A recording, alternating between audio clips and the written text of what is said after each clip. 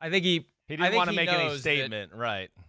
No, but I think he knows where the wind is blowing here. And it's not going to blow him out of Las Vegas based on this year. He's just got to be careful the checks that he writes now, because what he's thinking is, now we got to prove that we can make the playoffs, not that we can win at a much higher level. Now's the time to qualify for the playoffs. Right. This ascension, this if you want to be optimistic, if you want to say glass half full or glass 25% full or wherever it may be, they're building, but they still, 3 years of Gruden, no playoffs, no playoffs, no playoffs. Getting close this year isn't going to be good enough. They got to get to the playoffs this year. And that's where he self-edited himself, Chris, and revised what he was thinking into something that would not be tantamount to writing the check. We got to get to the playoffs this year. Yeah, well, the pressure's there. The expectations are there now. I mean, there's no avoiding that. You know, you said it right. It's year 4. I mean, hey. From who?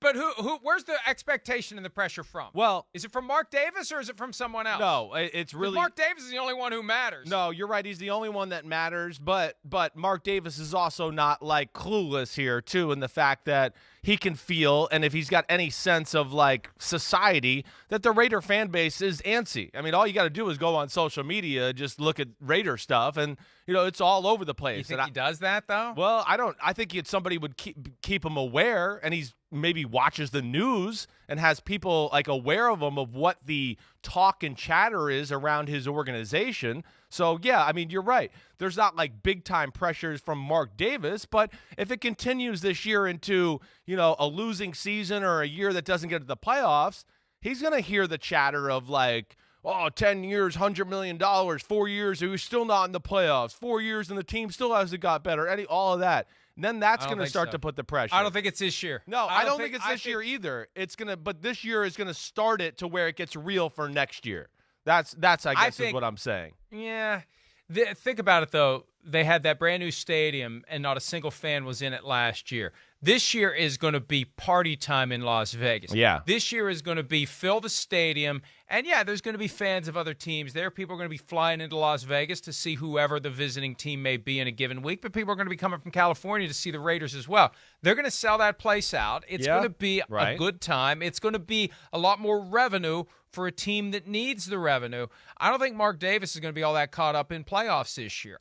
Look, I've said this before as well, so it's not going to get me in trouble, I assume, to say it again. Mark Davis and Jon Gruden are George Costanza and Tony, the hunky boyfriend of Elaine, where George was smitten with Tony. Mark Davis was, is, and I presume will continue to be smitten with Jon Gruden. They're buddies. Is he going to fire his buddy? Is he going to tell his buddy to step off? Tony doesn't get told to step off. Tony tells other people to step off. And until that dynamic changes, until someone intersects himself or herself between Tony and George, a.k.a. Mark and Jon Gruden's going nowhere. I hear you. You're saying a lot of things I agree with. I get it. You know, but to me, this is the last free pass year. I do think if we go into year 5, and it's been 4 years previous to that of we haven't done playoffs or anything like that, then Mark Davis is going to, at least his mind is going to start to think about that a little bit, you know, and yeah, you know, I understand Jon Gruden. He's polarizing. People love him, hate him, whatever. He's certainly like the face of the franchise of the Raiders and everything like that. But it is Vegas. Listen, Vegas, last time I checked, people still love to go there, get drunk, spend money, do everything, and go crazy and party. They'll fill that stadium up no matter who's the head coach. I don't have any doubts about that. But getting back to the football team itself, where it's weird, right? At least to me, is it's year 4, and I don't know. It's just like it was a little bit of a, I don't want to say a rebuild, but there was a refurbishing of the team here this offseason to where we kind of were like, hey, they're going in this direction. Okay, they got to do this and all that. And it's like, wait, they're getting rid of the O-line, and they still got work on the defense. And the roster itself, I just don't think is still where Gruden would want it to be, at least from my standpoint, sitting here looking from the outside looking in. We're going to hear a little more from Jon Gruden, but I can't move past the Tony and George dynamic without sharing with you, Chris, and everyone else my absolute favorite line from that episode when George explains his fascination with Tony. Says George, he's the first cool guy I've ever been friends with in my whole life. You know, it's a different world when you're with a cool guy. He's not afraid of anybody. You should hear the way he talks to waitresses. He gets free pie. So That's great. So anyway, all right, let's hear from Jon Gruden about the changes they made to the roster, the big changes on the offensive line and elsewhere as they try to get better. More from Tony, a.k.a. Jon Gruden. Well, I'll have to see when we get to camp. Obviously, we like it on paper. We think we've made some changes that are, you know, in some people's eyes questionable, but we're younger. I think we're faster. I think we do have more depth, and it's hard to update that question right now without seeing everything in pads at full speed. Yeah, hey, look, you know, they're trying. They're trying to get better defensively. They're trying to make the offensive line better. They're trying to make the receiving corps better. There's only so much you can do in any one offseason. And I think, look, this is another one I've said before, so why stop now? This is the Mike Mayock is on notice year. This is not the Jon Gruden is on notice year. Okay. If they don't get to the playoffs this year, I think Mayock's out. Not that they're going to find anyone better than Mayock to come in, because it's not the easiest job in the world to fill. Sure. But I think this is the last year was the Paul Gunther out. Yeah. This year is Mike Mayock out. I think last year was almost Mike Mayock out. And next year, I don't know that next year is Jon Gruden out if it doesn't work, but he's inching closer to out if it doesn't turn around this year or next year. I mean, I'm with you there. I can't disagree with that statement. I mean, we just talked about, you know, the roster, where it is. There's been some swing and misses. You know, yeah, that'd be the easy guy to blame there. Listen, I still think it's weird that Gruden wasn't in the room with the first pick of the draft with Alex Leatherwood. He wasn't there. I don't know. That's just weird to me. You sensed something, though, didn't you? I don't want you to talk about anything that you're not comfortable talking about, because we've communicated about this somewhat. The dynamic you a little bit. There may have been something. There's a little riff, right? That was kind of the rumors I was hearing around the NFL. There was a little riff about the pick or some disagreement there in the first round. So, again, I've heard that from people that, you know, I really trust, but I did find that odd. There's no doubt about it. We, like you mentioned, we've had some swing and misses here in the draft, and I could certainly see that being the case. Things don't go well, team doesn't perform all the way it should, or Gruden's expectations, that Mike Mayock becomes the scapegoat to a degree, fairly or unfairly. But there's just a lot of questions. Yeah. Gruden's running that show. Gruden's running the show. I get it. I know. I don't know what their, you know, power ratio is, or how much Gruden, you know, how much leash he gives them or trusts them. I don't know. I know. You're right. It's Gruden's show. So ultimately, it all does come back to him. But, yeah, there's a lot of question marks. Offensive line, see where that goes. You know, defensive line, yeah, you got Yannick Ngakoue. That's good. But, I mean, the interior part of the defensive line is still a question. You got some young talent in the secondary. But it's like Abrams is all over the place. Trayvon Mullen, the corner, he's been kind of all over the place. You know, they drafted a safety in the second round this year. The receivers, Trayvon Merrick, right, from TCU, who to me is even a little, you know, I thought that's a dicey pick. And then the receivers and everything like that from the year before, you know, haven't quite been what we expected. So there's a lot of like unproven commodities and young talent that just haven't flourished yet, let alone now they're putting together a different offensive line of guys that they like, obviously. But like Gruden said, they got to get out there and see them in pads before they can figure out who's going to be where and what the starting five is going to be on that offensive line. Assuming, as I think you will, that Jon Gruden is in charge. Right. That, you know, the 9 years he spent kind of hovering over the league, he may come back. Is he going to come back? When's he going to come back? He finally comes back. He swoops in with the 10-year, $100 million contract with the Raiders, de facto in charge of everything. 3 years in, give him a grade, a fair grade, not grade inflation, but a real grade of what he's done so far. I think fair. I'm going to say B minus.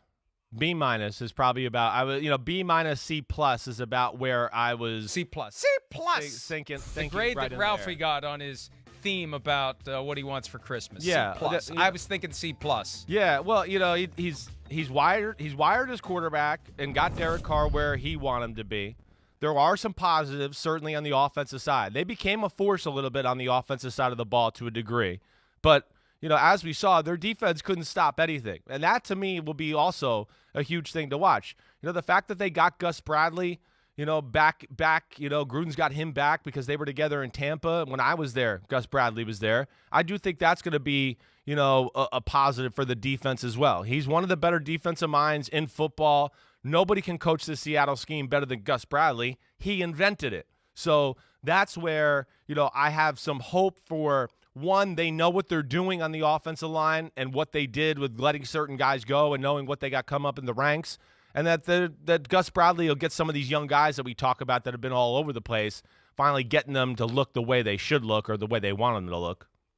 But that's great. Why not put the Seattle scheme in place when you get hired, though? Gruden was all fired up about Paul Gunther because he was bringing that Mike Zimmer defense. Yeah. So, you know, it always amuses me when, you know, something doesn't work.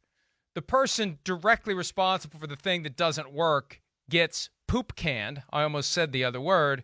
But the one who decided that's what we were going to do, it's all well and good. Yeah, and, you know, we rattled off the numbers of Jon Gruden's record since winning the Super Bowl his first year with the Tampa Bay Buccaneers. And I know I got them all hot and bothered, according to the things you've heard, when I pointed out a very fair comment. Anyone else, the last 3 years with the Raiders, would be on the hot seat. Anyone else would have potentially been fired after the 2020 season. 3 chances to get to the playoffs, and you don't get there, and you're not showing significant improvement, and you're in charge. Plenty of other owners would have turned the page. And it's up to Mark Davis at the end of the day. But, man, it's great work if you can find it. In a competitive field like that, zero-sum game, winners and losers, 25% turnover every year. If you can get one of the jobs where the owner is going to tolerate failure to miss playoff over and over and over again, that's a pretty damn good gig to have. Yeah, well, I know, but, you know, he has a history here with the franchise of success. You know, you can say what you want. Yeah, Tampa wasn't all great, but he still did win a Super Bowl, went to playoff appearances, and there's a personal relationship with the owner. There are. And, I mean, listen, I think when he took over the team, yeah, it was the understanding he had with Mark Davis. It was going to be a total rebuild. He didn't like the current state of the roster. He wanted to get it to where he wanted. They had just been. I know. Just been 12-4. No, yeah, a few years before that, I understand, but he felt like that. 1 year before that. Well, they weren't 12-4 the year before he got there. No, 26. 12-4 2 years They before were 12-4 in 2016. Right. They were 12-4 in 2016. Obviously, they weren't going to fire Jack Del Rio and secretly hire Jon Gruden in his 12-4 season. Yes, it was the 6-10 the next year. And then the next year, right. He decided he was finally going to bring Jon Gruden. Hey, listen, I don't know. Jack Del Rio, I don't know if he deserved to get fired. But either way, Gruden took over, and he must have shared his vision with Mark Davis, let alone, listen, I do think that the Raiders had cash issues too. Come on, that's no secret. And the fact that, hey, he came there thinking he's probably going to have Khalil Mack on defense and some of these other guys that they couldn't afford to keep because they couldn't pay them. So that also has to be taken into account, I think, and at least give a little credit to Gruden. But he obviously wanted to do it one way. He had a vision. He's told Mark Davis, I have to do it this way because I want to play this way on offense and defense. They're getting better, but yes, we haven't seen the results as quickly as we'd like or what's really kind of commonplace for this day and age in the NFL. It's usually quicker than 3 years, and that's where we're questioning it.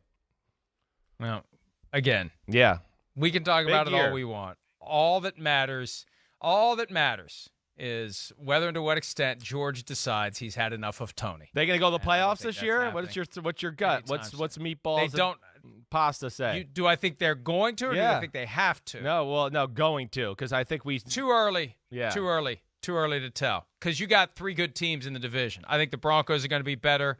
You got the Chargers, who are on the rise if they stay healthy, and you got the Chiefs. I would at this point say they're not going. Right. But there's still a lot to be decided. Hi, I'm Mike Tirico, and thanks for watching.